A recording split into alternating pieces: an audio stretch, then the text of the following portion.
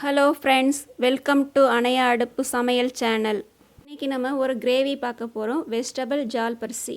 அதை எப்படி செய்யலாம் அப்படின்றத பார்க்கலாம் வாங்க.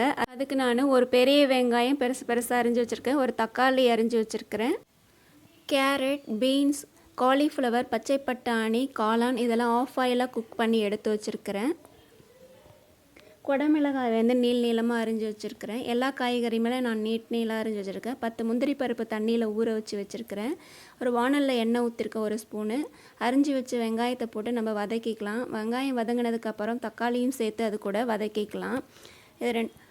அது கூட ஒரு 5 பல் பூண்டு, ஒரு சின்ன துண்டு இஞ்சியும் சேர்த்து வதக்கிட்டு அதை மிக்சியில் மாற்றி அது கூட முந்திரி பருப்பையும் சேர்த்து நம்ம விழுதாக அரைச்சி எடுத்துக்கலாம். இப்போ வானலில் எண்ணெய் ஊற்றிருக்க 2 ஸ்பூனு, அது கூட கஸ்தூரி மேத்தி போட்டு பொரிஞ்சதுக்கப்புறம் நம்ம அரைச்சி வச்சுருக்க விழுது அது கூட சேர்த்துக்கலாம். அது கூட கொஞ்சம் தண்ணியும் சேர்த்து அலசி ஊற்றிக்கோங்க. மஞ்சத்தூள் 1/4 ஸ்பூன், மிளகாய்த்தூள் 1 ஸ்பூன், உப்பு தேவையான அளவு இதெல்லாம் சேர்த்து நல்லா மிக்ஸ் பண்ணி விட்டுக்கலாம்.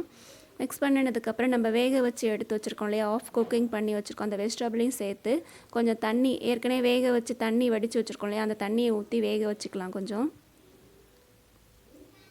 அது கூட கொஞ்சம் கரம் மசாலா சேர்த்துக்கலாம். கரம் மசாலா சேர்த்து கொஞ்சம் நல்லா குக் ஆனதுக்கப்புறம் கடைசியாக நம்ம குடமிளகாய் போடலாம்.